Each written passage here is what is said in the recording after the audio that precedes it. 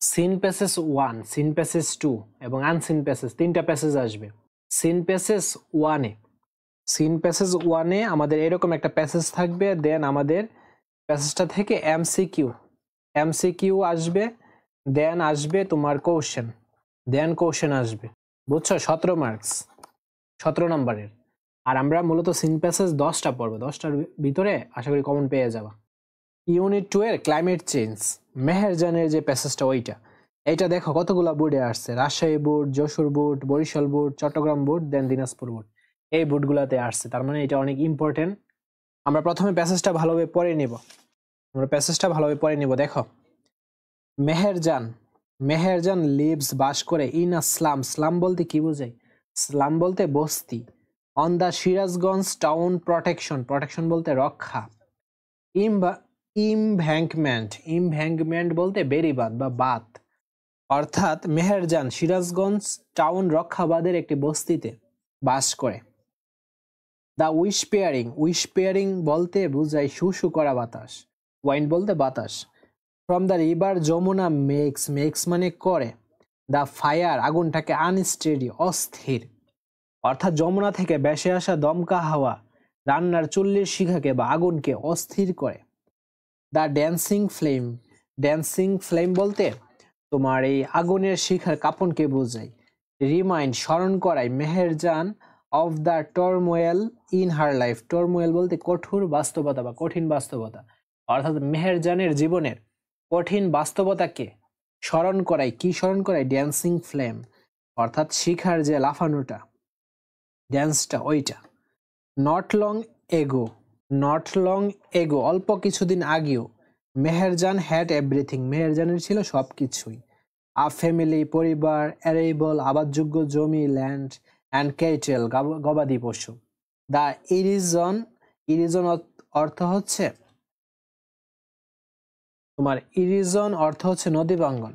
The erosion of the Jamuna নদী বাঙ্গন gradually ক্রমাগতভাবে consumed গ্রাস করেছে অল হার ল্যান্ড প্রপার্টি, তার সমস্ত জমি বা সম্পত্তি।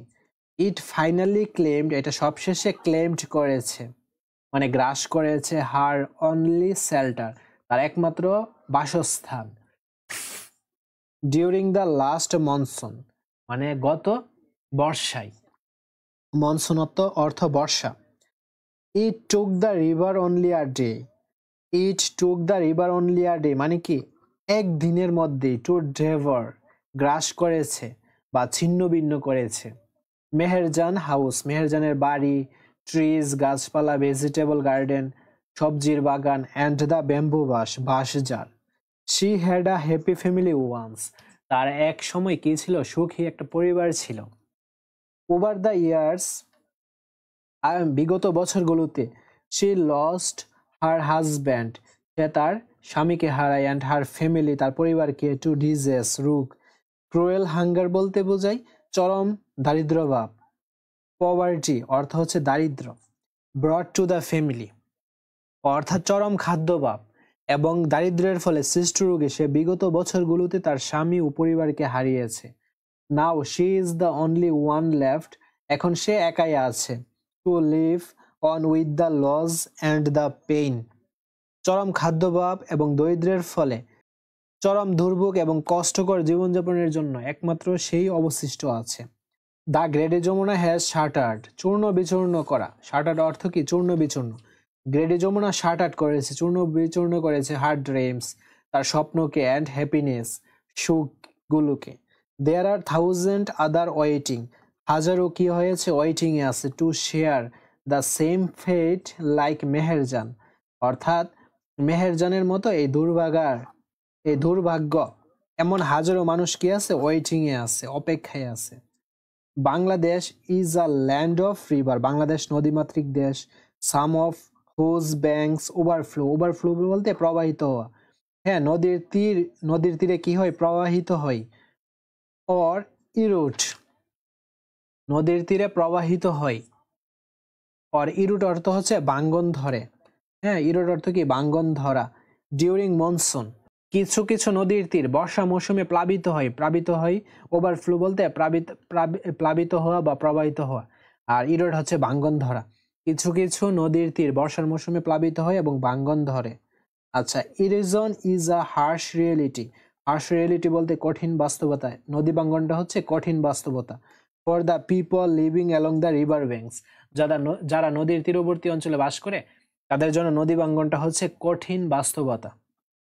ডিউরিং ইস মনসুন, প্রত্যেক কি মনসুন বলতে বর্ষায়, মেনি মোর ভিলেজার্স আর থ্রেটেড বলতে হুমকির শিকার হয়, বাই দ্য মাইটি বলতে শক্তিশালী রিভার্স নদী, লাইক দ্য যমুনা অর্থাৎ যমুনার মতো শক্তিশালী নদী দ্বারা থ্রেটের শিকার হয়, দ্য পদ্মা আছে অ্যান্ড দ্য মেঘনা।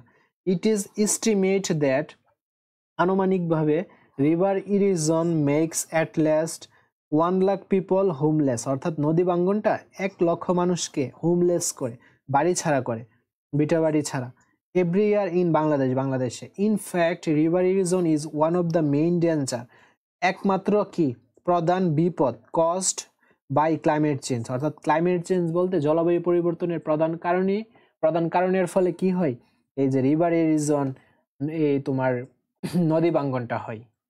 If we can not take prompt action, prompt বলতে দ্রুত অ্যাকশন যদি আমরা না নেই, টু অ্যাডাপ্ট টু ক্লাইমেট চেঞ্জের সাথে খাপ খাওয়ানোর জন্য যদি আমরা দ্রুত কার্যক্রম না করি বা না নেই, there will be thousands of more Meherjan, হাজারো Meherjan in our town and village every year, হাজারো মেহেরজান কি হবে, আমাদের শহর এবং গ্রামে সৃষ্টি হবে। বুঝছো? আচ্ছা, তো আমরা তো প্যাসেজটা ভালোভাবে পড়লাম। এখন প্যাসেজটার আলোকে আমাদের এই যে এমসিকিউ গুলো ফিল আপ করতে হবে। আসবে 7টা, 1 করে 7 নম্বর। আর যে এমসিকিউ গুলো নিয়েছি এগুলো তোমাদের বোর্ড কোশ্চেন। আজ পর্যন্ত এই প্যাসেজ থেকে যে এমসিকিউ গুলো আসছে সেই বোর্ড কোশ্চেন গুলো এখানে নেওয়া হয়েছে। আশা করি এর থেকে তোমরা কমন পেয়ে যাবো পরীক্ষায়। তো ভালোভাবে অবশ্যই পড়তে হবে এবং বাংলা অর্থ সহ দেওয়া আছে। দেখো, Meherjan life was very happy before, মেহেরজানের জীবন সুখী ছিল পূর্বে। কিসের পূর্বে?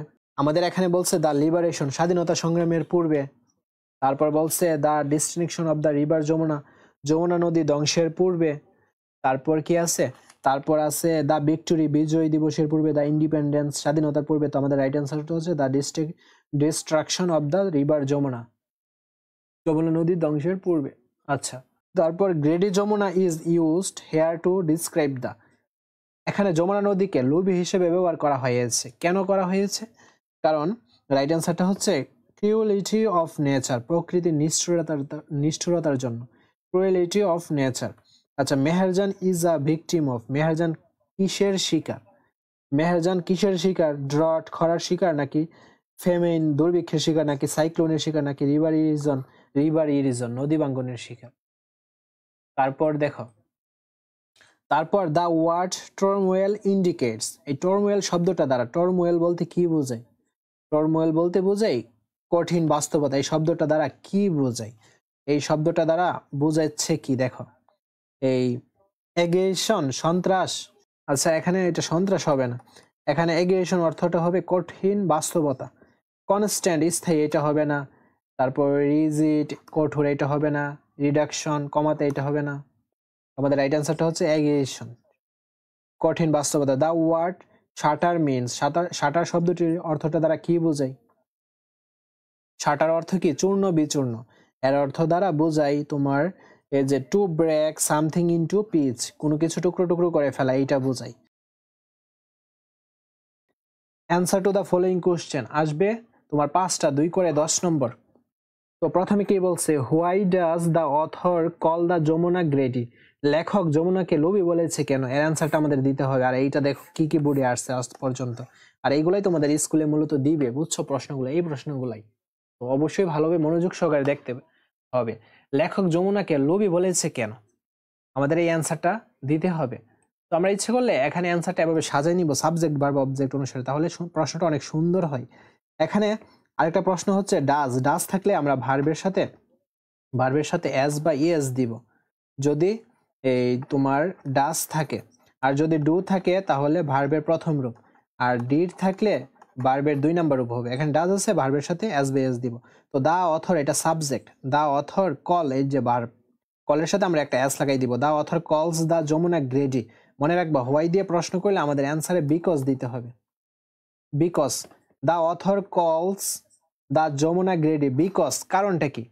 কারণটা হচ্ছে ওই যে মেহেরজানের যে বাড়িঘর এইগুলা গ্রাস করছিল, জমি জমা, ওইগুলাই আমি লিখে দিব এখানে। বিকজ বিকজ দিয়ে জাস্ট তুমি কারণটা লিখে দিবা। কারণটা আমরা দেখি পাই কিনা।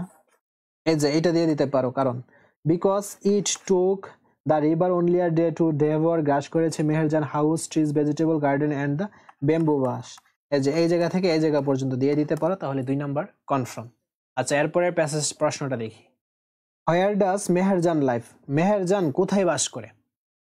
Where does Meherjaan life? Meherjaan কোথায় বাস করে? এখানে ডাজ আছে, তার মানে এই যে লাইভের সাথে অ্যাস হয়ে যাবে লাইভস। আচ্ছা, আমরা দেখি এই প্রশ্নের অ্যান্সারটা কোথায় পাই। এই যে দেখো, এই অ্যান্সারটা এখানে হুবহু দেওয়া রয়েছে।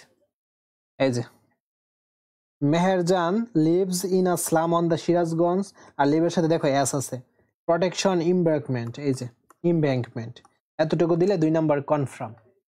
দেন আমরা দেখো সি নাম্বারটা দেখি। What does dancing flame means? Dancing flame বলতে কি? আগুনের শিখা কাঁপন।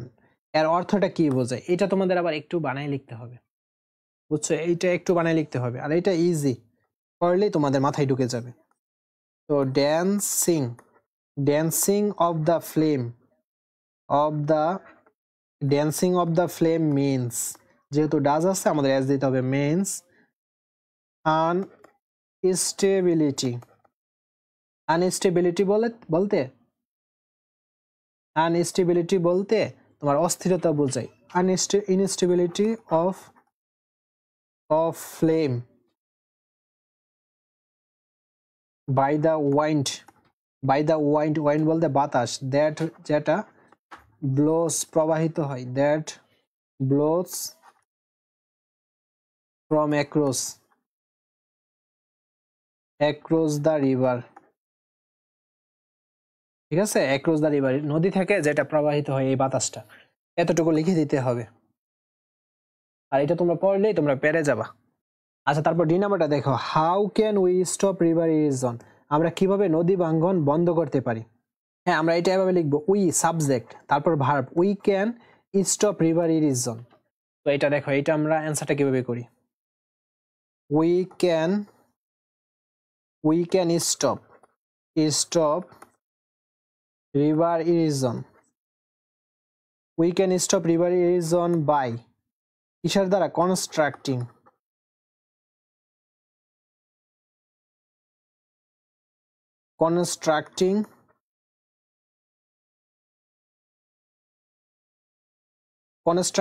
constructing embankment along the river, অর্থাৎ নদীর চারপাশে, along the river, নদীর চারপাশে কনস্ট্রাক্টিং করার জন্য, স্থাপন করার জন্য, ইমব্যাঙ্কমেন্ট বাঁধ বা বেড়িবাঁধ যদি স্থাপন করতে পারি, তাহলেই তো কেবল আমরা এই নদী ভাঙ্গনটা রোধ করতে পারবো, বুঝছো? এইটা তো এই যে প্যাসেজটা এইটা থেকে তোমাদের ফুল যে প্যাসেজ থেকে যে লেখা যায় এমন স্কোপ অনেক ক্ষেত্রে কম থাকে, তার জন্য একটু নিজে থেকে লিখতে হয় আর কি। অন্যান্য যে প্যাসেজগুলো ওইগুলোতে তুমি প্যাসেজ থেকে বেশিরভাগ অ্যান্সার পেয়ে যাবা, বাট এটার ক্ষেত্রে একটু আলাদা আর কি। আর যারা আমার কোর্সে এখনো জয়েন হও নাই, তারা এই নাম্বারে যোগাযোগ করো। 20% ডিসকাউন্ট চলতেছে।